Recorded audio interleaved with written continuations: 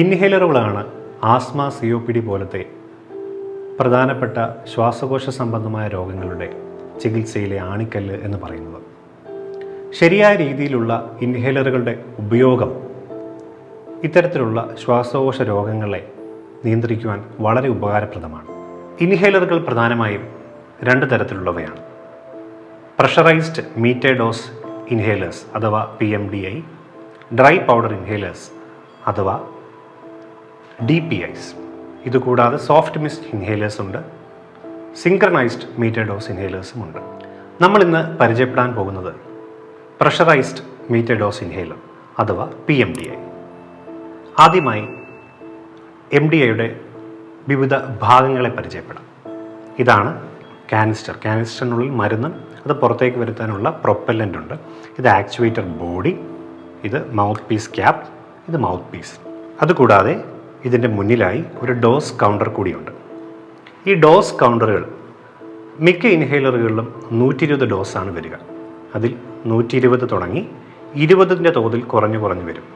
ആദ്യത്തെ 120 മുതൽ 40 വരെയുള്ളത് പച്ച നിറത്തിലും 40 മുതൽ ചുമന്ന നിറത്തിലും കാണും. 40, 20, അവസാനം 0. ഈ ചുമന്ന നിറത്തിലെത്തുമ്പോഴേക്കും നിങ്ങൾ പുതിയ ഇൻഹേലർ വാങ്ങി സൂക്ഷിക്കുക. 0 എത്തുമ്പോഴേക്കും പുതിയ ഇൻഹേലർ ഉപയോഗിച്ച് തുടങ്ങും. അപ്പോൾ ആദ്യമായി ഉപയോഗിക്കുന്ന ഒരു ഇൻഹേലർ അല്ലെങ്കിൽ 2 ആഴ്ചയിൽ കൂടുതലായി ഉപയോഗിക്കാതിരിക്കുന്ന ഒരു ഇൻഹേലർ നിങ്ങൾ എടുക്കുമ്പോൾ അതിനെ പ്രൈം ചെയ്യണം. പ്രൈം ചെയ്യുന്ന മുമ്പ് ഇൻഹേലർ എപ്പം എടുത്താലും നിങ്ങൾ അത് ഷെയ്ക്ക് ചെയ്യേണ്ടതാണ്. കുറഞ്ഞത് 5 സെക്കൻഡുകളെങ്കിലും ഷെയ്ക്ക് ചെയ്യണം. അതിനുശേഷം പുറത്തേക്ക് നിങ്ങളുടെ മുഖത്തിൽ നിന്ന് മാറ്റി പുറത്തേക്ക് 4 തവണയെങ്കിലും ഇത് പ്രസ് ചെയ്ത് കളയേണ്ടതാണ്. ആദ്യമായി ഉപയോഗിക്കുമ്പോൾ അല്ലെങ്കിൽ 2 ആഴ്ചയിൽ കൂടുതൽ ഉപയോഗിക്കാതെ പിന്നീട് എടുത്ത് ഉപയോഗിക്കുമ്പോൾ മാത്രമേ അങ്ങനെ ചെയ്യേണ്ടതായിട്ടുള്ളൂ. ഡെയിലി ഉപയോഗിക്കുന്നവർ, സ്ഥിരമായി ഉപയോഗിക്കുന്നവർ ഇങ്ങനെ ചെയ്യേണ്ട ആവശ്യമില്ല.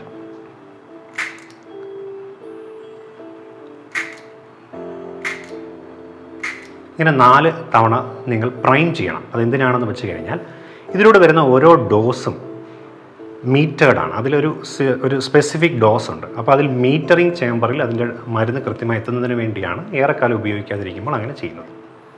അതിനുശേഷം നിങ്ങൾ 5 തവണ കുലുക്കിയ ശേഷം നിങ്ങൾ മൗത്ത് പീസ് വായിലേക്ക് വയ്ക്കേണ്ടതാണ്. അപ്പോൾ വായിലേക്ക് വയ്ക്കുമ്പോൾ ശ്രദ്ധിക്കേണ്ടത് നിങ്ങളുടെ ചുണ്ടുകൾ മൊത്തമായി മൗത്ത് പീസ് സീൽ ചെയ്യേണ്ടതാണ്. നാക്ക് എപ്പോഴും ഫ്ലാറ്റായി നിൽക്കേണ്ടതാണ്. ഫ്ലാറ്റായി നിൽക്കുന്നതെന്ന് പറയുന്നത് നിങ്ങളുടെ താഴ്ഭാഗത്തുള്ള പല്ലുകളുടെ ഇന്നർ സർഫസിൽ വന്ന് ടച്ച് ചെയ്ത് നിൽക്കുക. ഒരിക്കലും നാക്ക് ഈ മൗത്ത് പീസിൽ നിന്ന് മരുന്ന് വരുന്ന ഭാഗത്തേക്ക് വന്ന് അടഞ്ഞു നിന്ന് അത് നാക്കിലോട് മാത്രം പറ്റിപ്പിടിച്ചിരിക്കുന്ന രീതിയിലേക്ക് ചെയ്യാൻ പാടുള്ളതല്ല. അപ്പോൾ ആദ്യമായി ഇൻഹേലർ എടുത്ത ശേഷം അത് 5 സെക്കൻഡെങ്കിലും കുലുക്കുന്നു. അതിനുശേഷം നമ്മുടെ ഉള്ളിലുള്ള ശ്വാസം മാക്സിമം കളയുന്നു. ശ്വാസം പുറത്തേക്ക് കളഞ്ഞ ശേഷം വായിൽ വയ്ക്കുന്നു. വായിൽ വച്ച് ഇത് പ്രസ് ചെയ്യുന്നതിനൊപ്പം തന്നെ ശ്വാസം ചെറുതായി വലിച്ചു തുടങ്ങുക. ഒരു 2 to 3 സെക്കൻഡ്സ് വലിച്ചെടുക്കുന്നു. അതിനുശേഷം ബ്രത്ത് ഹോൾഡ് ചെയ്ത് പിടിക്കുന്നു. ഒരു 10 സെക്കൻഡെങ്കിലും ഹോൾഡ് ചെയ്ത് പിടിക്കുക. 10 സെക്കൻഡ് പിടിക്കാൻ കഴിയാത്തവർക്ക് എത്ര നേരം പറ്റുന്നോ അത്രയും നേരത്തേക്ക് ചെയ്യുക.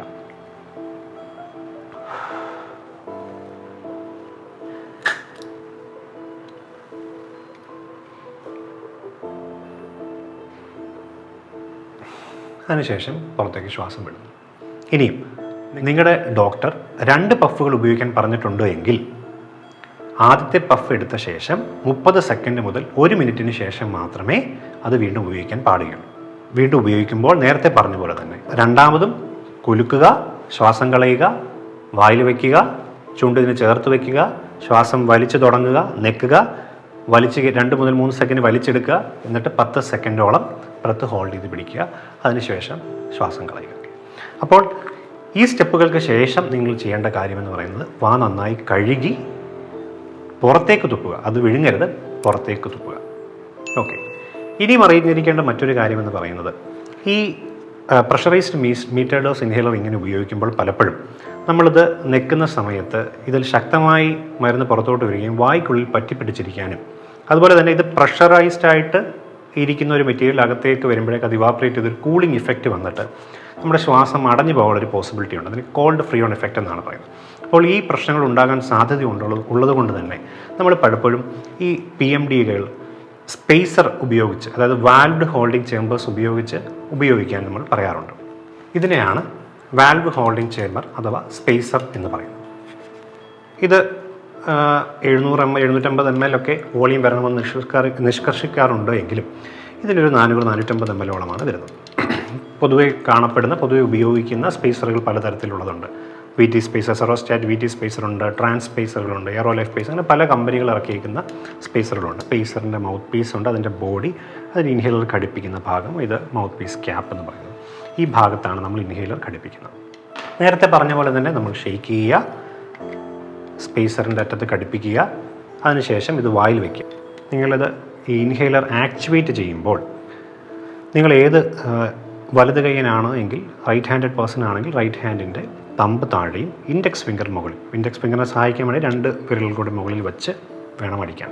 അപ്പോൾ കുറച്ചും കൂടി എളുപ്പത്തിൽ പ്രോപ്പറായ രീതിയിൽ ആക്ച്വേറ്റ് ചെയ്യാൻ വേണ്ടി ഇൻഹേലർ പ്രവർത്തിപ്പിക്കാൻ അത് എളുപ്പമായി മാറും. തള്ളവിരൽ താഴെയും 2 വിരൽ മുകളിൽ. നമ്മൾ PMD എങ്ങനെയാണോ വായി വെച്ചാൽ അതേ രീതിയിൽ തന്നെ അത് വായിൽ വയ്ക്കുമ്പോൾ നമ്മൾ ചുണ്ട് ഇതിനോട് ചേർന്ന് ഗ്യാപ്പ് ഇല്ലാതെ പുറത്തേക്ക് ഗ്യാസ് പോകാത്ത വിധത്തിൽ വയ്ക്കുക. ഇനി ഇത് വാൽവ്ഡ് ഹോൾഡിംഗ് ചേമ്പറുകളായതുകൊണ്ട് തന്നെ നമ്മളുടെ ഈ സ്പേസറുകൾ ഉപയോഗിക്കുന്നത് കൊണ്ടുള്ള ഗുണം എന്ന് പറയുന്നത് ഈ മരുന്നുകൾ ഇതിൻ്റെ അകത്ത് വരികയും ഇതിൻ്റെ ഉള്ളിൽ നിന്ന് നമുക്ക് സാവധാനം വലിച്ചെടുക്കുകയും ചെയ്യാം. അപ്പോൾ ഈ വായിലോട്ട് ഡയറക്റ്റ് സ്പ്രേ ചെയ്യുമ്പോൾ വായിൽ പറ്റിപ്പിടിച്ചിരിക്കുന്നതിൻ്റെ ബുദ്ധിമുട്ടുകളും അതുമായിട്ട് ബന്ധപ്പെട്ട് വളരെ വിരളമായി വരാവുന്ന പാർശ്വഫലങ്ങൾ ഒഴിവാക്കുകയും ചെയ്യാം എന്നുള്ളതാണ്. അപ്പോൾ നമ്മൾ സ്പേസറിൻ്റെ അറ്റത്ത് ഘടിപ്പിക്കുന്നു, വായിൽ വയ്ക്കുന്നു, വായിൽ വെച്ച ശേഷം നമ്മൾ ശ്വാസം വലിച്ചെടുത്തുകൊണ്ട് തന്നെ സ്പ്രേ ചെയ്യുന്നു. സ്പ്രേ ചെയ്ത ശേഷം ഇതിൻ്റെ ഉള്ളിൽ നിന്ന് സാവധാനം ശ്വാസം വലിച്ചെടുത്ത് ഒരു 10 സെക്കൻഡ് ഹോൾഡ് ചെയ്ത്, 10 സെക്കൻഡ് പറ്റത്തില്ലെങ്കിൽ എത്ര സെക്കൻഡ് പറ്റുമോ അത്രയും സെക്കൻഡ് ഹോൾഡ് ചെയ്തിട്ട് വിടുന്നു. ഇനി പ്രായമുള്ളവരിലും കുട്ടികളിലൊക്കെയാണ് ഹോൾഡ് ചെയ്യാൻ ബുദ്ധിമുട്ടുള്ളവരാണെങ്കിൽ ഈ സ്പേസറുകൾ ഉപയോഗിക്കുമ്പോൾ നമ്മൾ ഹോൾഡ് ചെയ്തില്ലെങ്കിലും കുഴപ്പമില്ല എന്ന് പറയാറുണ്ട്. എങ്കിലും ഹോൾഡ് ചെയ്യാൻ കഴിയുമെങ്കിൽ ഹോൾഡ് ചെയ്ത് തന്നെ വിടുക. ഞാൻ കാണിച്ചു തരാം. അത് നമ്മൾ കുലുക്കുന്നു, അറ്റത്ത് ഘടിപ്പിക്കുന്നു,